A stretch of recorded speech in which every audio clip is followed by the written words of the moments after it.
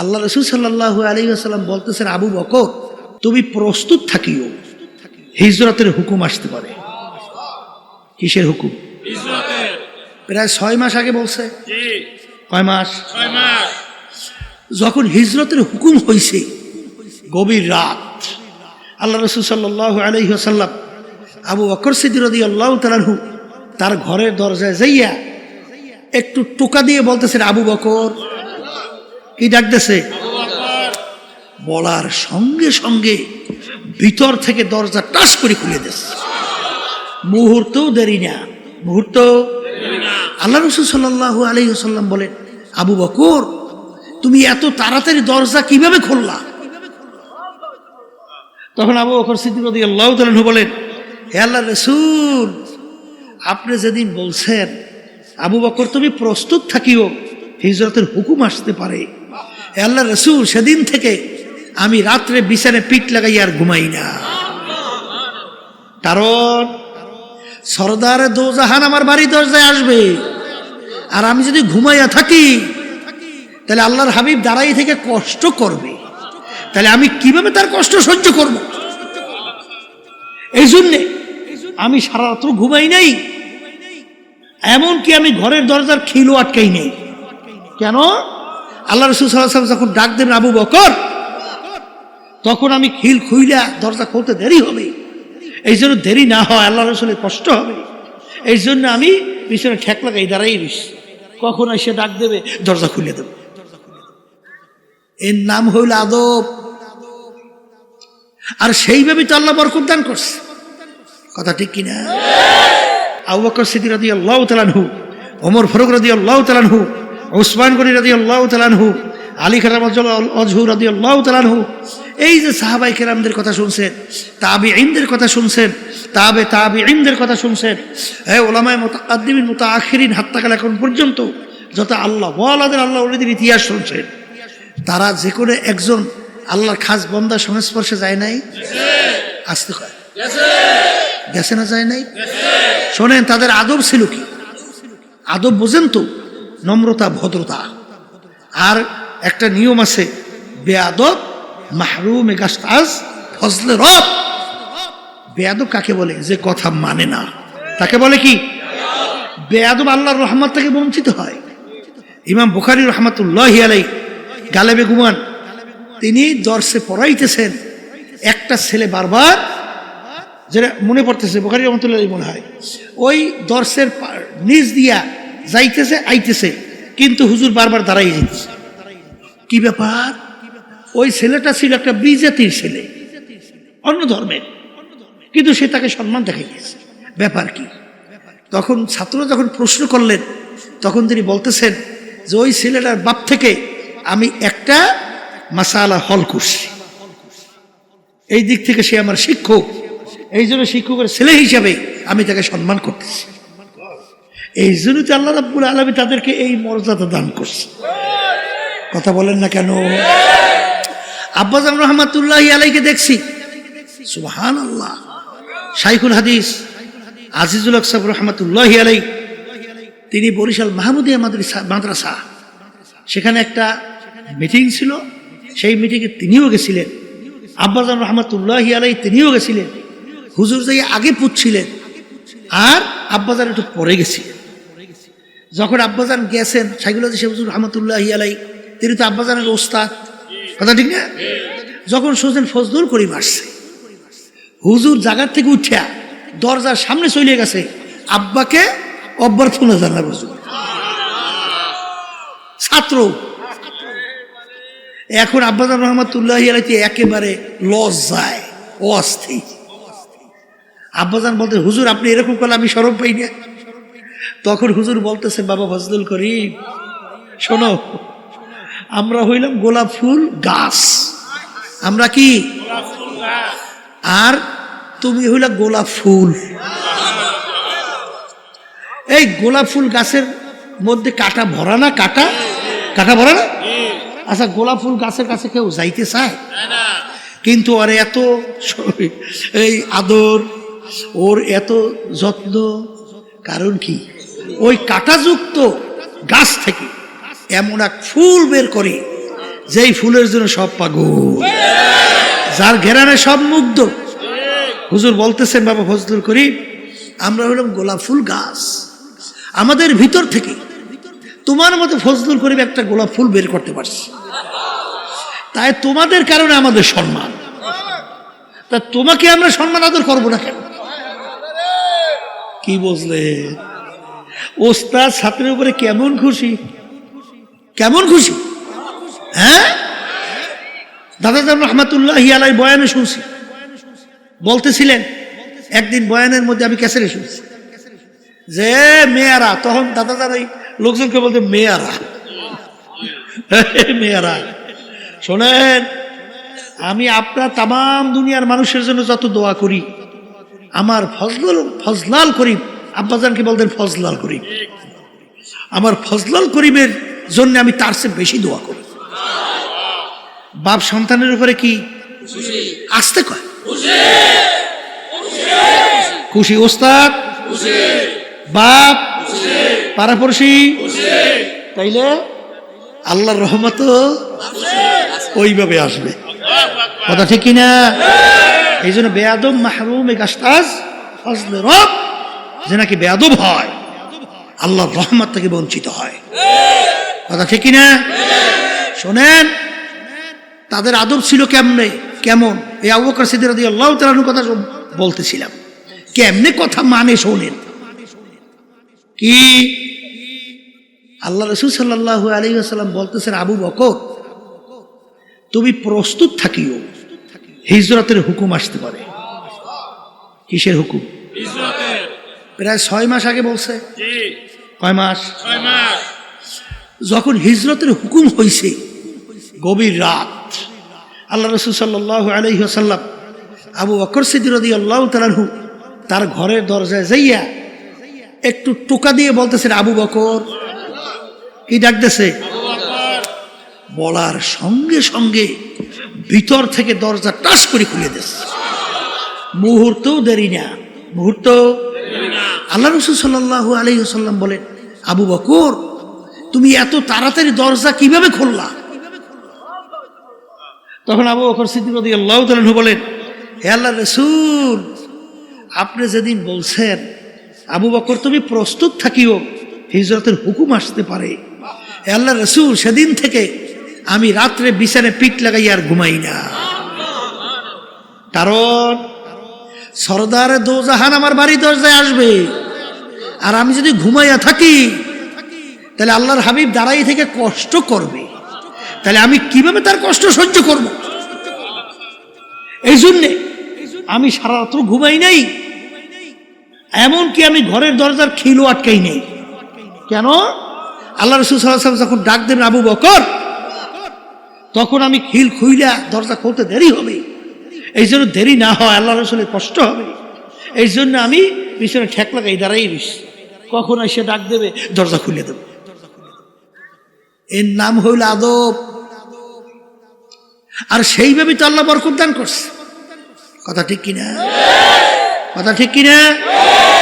এই জন্য আমার ভাইদেরকে বলবো, পর্দা আলে মা বোনরা যারা শুনতেছেন, আগের যুগে তো আলহামদুলিল্লাহ 100 মানুষই যখন সহি তরিকায় এই আল্লাহর খাস বান্দাদের সংস্পর্শে গেছে, 100 জন মানুষ কামিয়ে হয়েছে। কারণ তাদের আদব ছিল এরকম, যা বলতো তাই মানত। কথা ঠিক না ভাই? ঠিক। কিন্তু বর্তমানে এক শ্রেণীর চালাক, শব্দটা কি? চালাক হইলে ওই আল্লাহর রহমত থেকে বঞ্চিত হয়। ঠিক কিনা? এই জন্য আমার বাজানদেরকে বলবো, একটু পরীক্ষা করে দেখেন, যারা সহিহ তরিকার সাথে হক্কানি আলেমদের সঙ্গে সাদিকিন বন্ধুদের সঙ্গে সম্পর্ক রাখে, দিন আর দিন তাদের নেক আমল বাড়ে না? আমি কি ভুল বলছি নাকি? না ঠিক বলছি? ঠিক বলছি? আলহামদুলিল্লাহ। তাহলে নেক আমল বাড়ে, গুনার থেকে ফেরতে পারে না? আসতে কয় পারে কি পারে না? পারে। তাহলে এখানে দেখেন, সাদিকিন বন্ধুদের সংস্পর্শে যাওয়ার কারণে নেক আমল বাড়ে, আপনারাই বলছে। এই তারপর গুনার থেকে ফেরা যায়, চোখে কি পানি আসে? আসতে কয়। হ্যাঁ, আচ্ছা, যাদের এই সাদিকিন বন্ধুদের সংস্পর্শে যায় না, ওদের চোখে পানি দেখেন মুঠো? দেখেন একটু হাত উঠে খালি কান্দে, আল্লাহর কাছে মাপ চায়, দেখছে? চোখে পানি তো আসে না, আসে? আর চোখের পানি ছাড়া জাহান্নামের আগুন ঠান্ডা হয়? কোনোদিন হয়? তা আল্লাহ রাসূল সাল্লাল্লাহু আলাইহি ওয়াসাল্লাম কি বলছেন? মান বাকা মিন খাশিয়াতিল্লাহ হারামাল্লাহু তিলকাল আইনা আলান নার। যেই চক্ষু মাওলার ভয় কাঁদবে, ওই চক্ষুর জন্য জাহান্নামের আগুন হারাম হইয়া যাবে।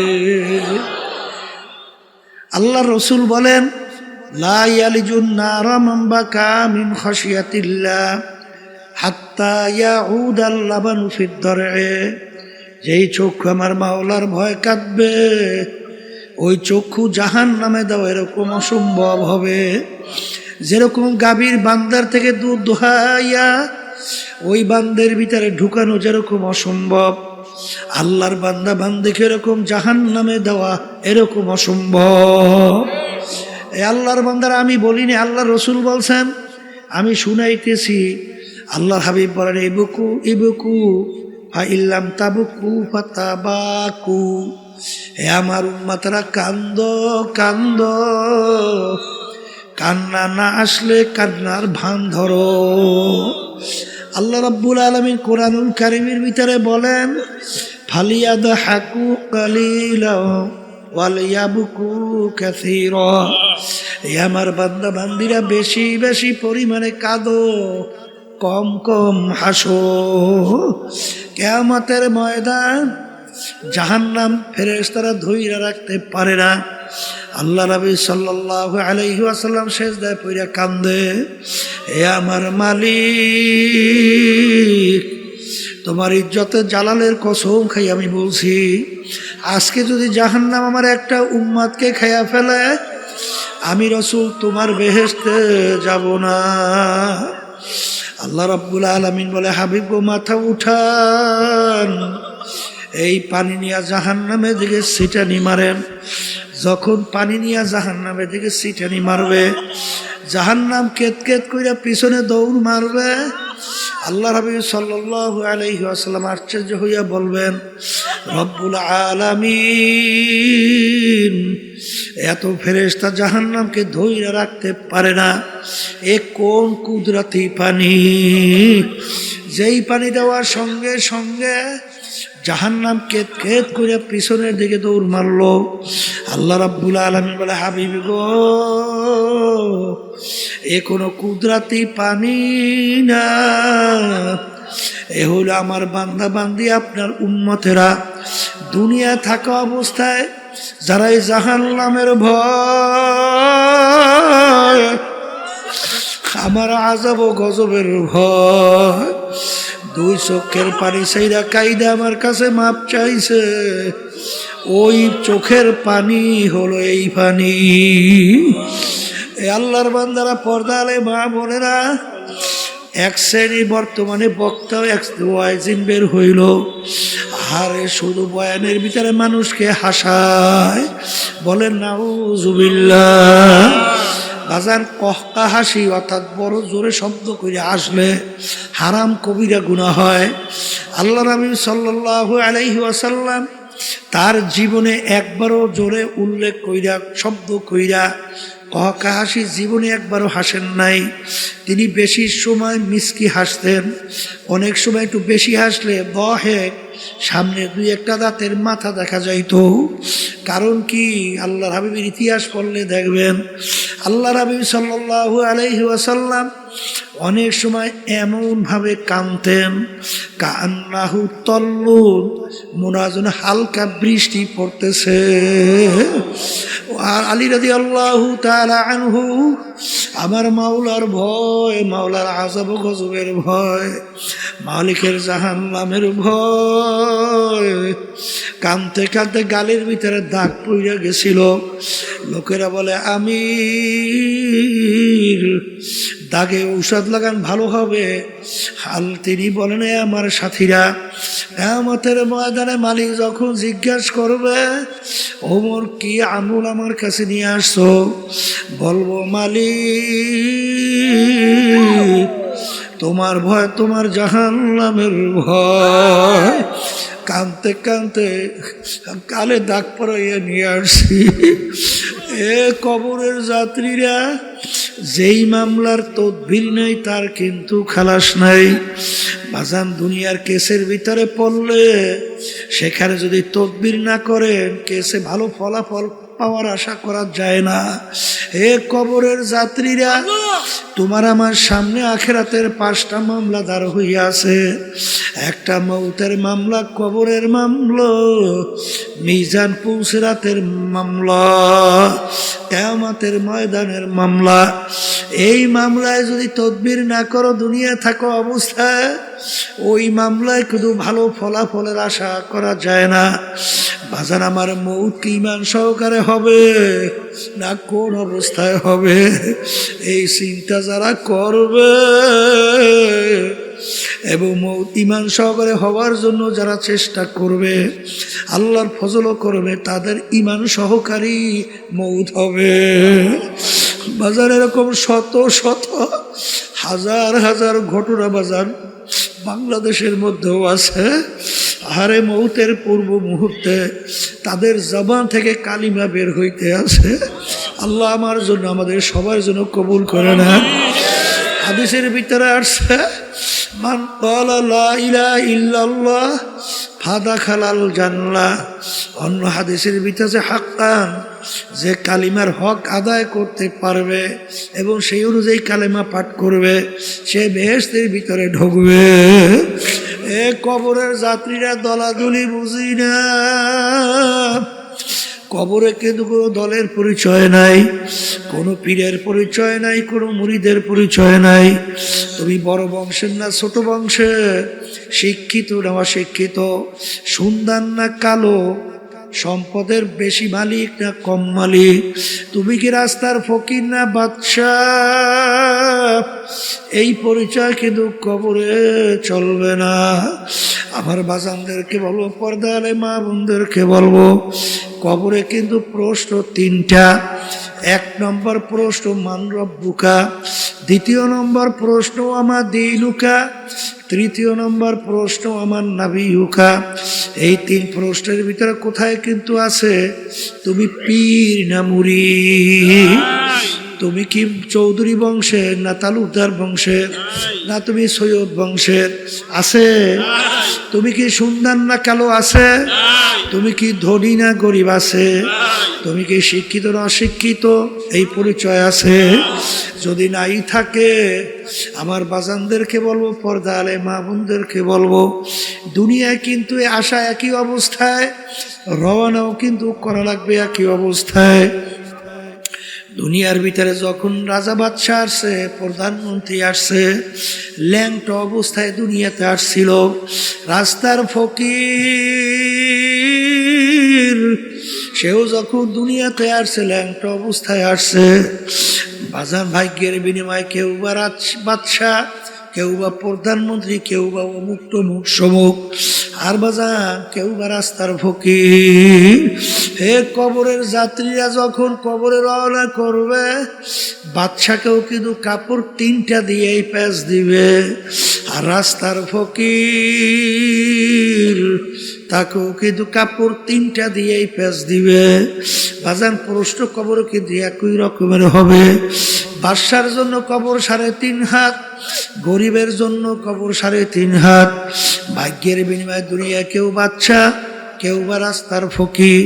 হে দুনিয়া পাগল আমার বাবারা, বাজার কিয়ামতের ময়দান, অনেক বাদশা কিয়ামতের ময়দানে ফকির হইয়া উঠবে, আর অনেক ফকির আল্লাহর ফজল করমে বাদশা হইয়া উঠবে। বেলাল হাবশী রাদিয়াল্লাহু তাআলা আনহু দুনিয়ার ভিতরে গোলাম জাদা গোলাম, তার আব্বাও ছিল গোলাম, তিনিও ছিলেন গোলাম। ওদিকে বংশের দিক থেকে একেবারে নিচু, বাজান হাফস বংশের লোক ছিল। চেহারার দিক থেকে কালো, যারা কালো মানুষ দেখছেন বাজান, হারে কালো তেমন ঠকপথ নাই। শিক্ষার দিক থেকে বকালাম, অর্থাৎ নিজের দস্তখত করতে জানতেন না। ওদিকে সম্পদ টাকার দিক থেকে নিচ্ছ, এক পয়সারও মালিক ছিলেন না। কিন্তু কিয়ামতের ময়দান আল্লাহর হাবিব যেই বাহনের উপরে বৈশা বেহেশতে ঢুকবেন, সেই বেহেশতের রশি ধরা থাকবে বেলাল হাবশী রাদিয়াল্লাহু তাআলা আনহু তার হাতে। আল্লাহর হাবিব যখন সবে মেরাজে গেলেন, বেহেশতের ভিতরে খরমের আওয়াজ পাওয়া যায়। আল্লাহর হাবিব জিজ্ঞাসা করে, ভাই জিবরাইল, বেহেশতের ভিতরে কিসের খরমের আওয়াজ? আল্লাহ জিবরাইল আলাইহিস সালাম বলে, আল্লাহর রাসূল, আপনার বেলালের খরমের আওয়াজ শোনা যায়। আহ গয়া রসমে আজা রূহে বেলালি না রহি, फलसफा तो रह गया है लेकिन तलकीन गज़ाली ना रही। ए কবরের যাত্রীরা, এ পর্দার আড়ালের মা বোনেরা, কোন দুনিয়ার পিছনে পড়লাম, কোন ক্ষমতার পিছনে পড়লাম, কোন সম্পদের পিছনে পড়লাম? বাজান একটু চিন্তা করো, চক্ষু বন্ধ করো, একটু মুরাকাবা করো, দেখবা সব ফাঁকি আর ফাঁকি। আমার আব্বাজান রহমাতুল্লাহি আলাইহি উদাহরণ দিয়া বললেন, ডাকাতের দলের সরদার। ডাকাতের দলের সরদারের কত পাওয়ার! বাজানোর দলীয় লোক অন্যায় করে অনেক সময় গুলি কইরা মাইরা ফেলায়, কত ধরনের মারে অত্যাচার করে শাস্তি দেয়। ওর মাতুব্বারি সরদারি কতক্ষণ? পুলিশের হাতে অ্যারেস্ট হওয়ার আগ পর্যন্ত। যখন পুলিশের হাতে অ্যারেস্ট হইয়া যাবে, বুট দিয়া যখন ওকে পারাবে, হাড্ডি গুড্ডি ভাঙবে, কোথায় যাবে ওর সরদারগিরি? কোথায় যাইবে ওর সারগিরি? এ কবরের যাত্রীরা, আজকে দুনিয়ার ভিতরে অনেকে পরিচয় দেয়, আমি পীর, আমি চেয়ারম্যান, আমি মেম্বার, আমি এমপি, আমি মিনিস্টার, আমি এত সম্পদ, এত টাকার মালিক, আমি শত হাজার কোটি টাকার মালিক, আমি অমুক বংশের অমুক শিক্ষিত, অমুক পাণ্ডিত, আমি অমুক টমুক সমুক। এই পরিচয় কয়দিন, যে কয়দিন চক্ষু দুনিয়াতে খোলা থাকবে। আজরাইল সালাতু ওয়াস সালাম সবাই পিছনে হাত পাইতে অপেক্ষা আছে। আমার মালিক যখন বলবে আজরাইল ধর, ওই অবস্থায় যদি থাবা মাইরে বসে বাজান, তখন তুমি দেখতে পারবা তুমি আসলে অমুক টমুক সমুক না, খোদা না খাস্তা জাহান্নামের একজন কয়েদি। এই জন্য আমার বাজানদেরকে বলবা, যেই মামলার তদবির নাই তার কিন্তু খালাস নাই। এই জন্য আল্লাহর ইতিহাস পড়লে দেখবেন, আমার দাদাজান রহমাতুল্লাহি আলাইহি কথা শুনছি বাজান, ইন্তেকালের আগে আগে চোখের উপরে বৈশা, পাশেই কবরস্থান, তাকাইয়া তাকাইয়া পোলাপানের মতো আউ আউ করিয়া চিল্লাইয়া কান্দে, দুই চোখ দেয়া বাইয়া বাইয়া টপ টপ কইরা পানি পড়ে। আর মালিকের দিকে ফিরা করুণ সুরে ডাক দেয়, আর করুণ সুরে ডাক দিয়া বলে, ওরে আমার মালিক, ওরে আমার মাহবুব, তুমি যদি আমাকে কবরে মাফ না করো, ওই অন্ধকার কবরে আমি একা কেমনে থাকবো? ওই কবরও তো কেউ নাই, কবরও তো বালিশ নাই, বিছানাও নাই, বাতিও নাই, কবরের সাথীও নাই। ওই কবর কেমন হবে? আল্লাহ রাসূল সাল্লাল্লাহু আলাইহি ওয়াসাল্লাম বলেন, কবর তোমাকে আমাকে ডাক দেয়। আল্লাহ রাসূল বলেন, তোদেরকে ডাক দেয় কি কইয়া? আব্দুল করিম, হে রেজাউল করিম, হে রহিমা খাতুন, আনা বাইতুল ওয়াহদা, আনা বাইতুল জুলমা, আনা বাইতুল জুল। আমি একাকির ঘর, ওই কবরের ভিতরে একা কেমনে থাকবা বাজান? ওই কবরে যদি আমার মালিক আপন না হয়, ওই কবরে তোমার আমার উপায় নাই, হাসুরে উপায় নাই, মিজান পৌঁছাতের উপায় নাই। ওই কবরের চিন্তা আল্লাহর ওদের ইতিহাস পড়লে দেখবো আমাদের এই তরিকার মুরব্বী রশিদ আহমদ গঙ্গি রহমাতুল্লাহ আলাইহি, তিনি কাঁদতে কাঁদতে বুড়া বয়সে অন্ধ হইয়া গেছিল। এ আমার মালিক, তুমি যে জাহান্নামের ঘোষণা দিছ রে মালিক, আরে তোমার হাবিব যে জাহান্নামের বিবরণ দিছে, ওই এক সেকেন্ডের আযাব সহ্য করার দুনিয়ার কোন মানুষের নাই। এ আমার মালিক, দয়াময় করে তুমি আমাকে মাফ কইরা দাও। কাঁদতে কাঁদতে বাজান বুড়া বয়সে অন্ধ হয়ে গেছিল। লোকেরা বলে হুজুর অপারেশন করেন চক্ষু ভালো হবে। তিনি বলেন সাথীরা, কিয়ামতের ময়দানে যখন আমি উঠব, অন্ধ অবস্থায় উঠতে চাই, মালিক যেন আমার কাছে কোনো প্রশ্ন না করে। মালিক যদি প্রশ্ন করে আমার কোনো উপায় নাই, এই জন্য আমি মালিকের সামনে অন্ধ অবস্থায় দাঁড়াইতে চাই। যেই মামলার তদবির নাই, ওই মামলারও কিন্তু খালাস নাই। এ দুনিয়ার পাগল আমার বাবারা, পর্দার আড়ালের মা বোনেরা, আজকে দুনিয়া চিনছ, দুনিয়ার সম্পদ টাকা পয়সা চিনছ, সম্মান চিনছ, এই জন্য দুনিয়া কামাই করার জন্য রাত দিন অনেক সময় নষ্ট করো, কিন্তু আখিরাতের পরিচয় পাও নাই, আল্লাহর পরিচয় পাও নাই, বেহেশত ও জাহান্নামের পরিচয় পাও নাই। এই জন্য জাহান্নাম থেকে বাঁচার জন্য, বেহেশতে যাওয়ার জন্য চেষ্টা চিন্তাও নাই। কিন্তু মনে রাখো, যেই মামলার চেষ্টা তদবির নাই, ওই মামলারও কিন্তু খালাস নাই। এই জন্য আমার বাজানদেরকে বলবো, পর্দালে মা বোনদেরকে বলবো, বাজান দুনিয়ার যে কোনো কাজের ভিতরে নির্ধারিত সময় থাকে, তারিখ দেওয়া থাকে। তোমার আমার মৌতের কোনো তারিখও নাই, নির্ধারিত কোনো সময়ও নাই। কখন কোন সময় কিভাবে কে রওনা করব। আমার মালিক যখন মাহফিলে নিয়ে আসছে, মালিক বড় দয়ার মালিক, মালিক বড় মায়ার মালিক। যদি দুই চোখের পানি ছাইরা দেলটাকে ভাইঙ্গা যদি মালিককে ডাক দিতে পারো, আমার মালিক তোমার আমার জীবনের সব গুনাহ মাফ কইরা দিবেন। আল্লাহুম্মা আমিন। এ ঘরের মেয়ে লোকেরা হাত উঠাও, গুনার কথা মনে করো, তো চোখের পানি ফালাও, মালিকের দরবারে কান্দো আর মাপ চাও। যদি কান্না না আসে, মনকে বুঝাও, ওরে মন, একদিনে ঘরের দরজা দিয়ে নতুন বউ হয়ে উঠছিল রে মন। কত মেয়ে লোকে শরবত খাওয়াইলো, কত মেয়ে লোকে বাতাস করলো, আবার এমন একটা দিন আসবে,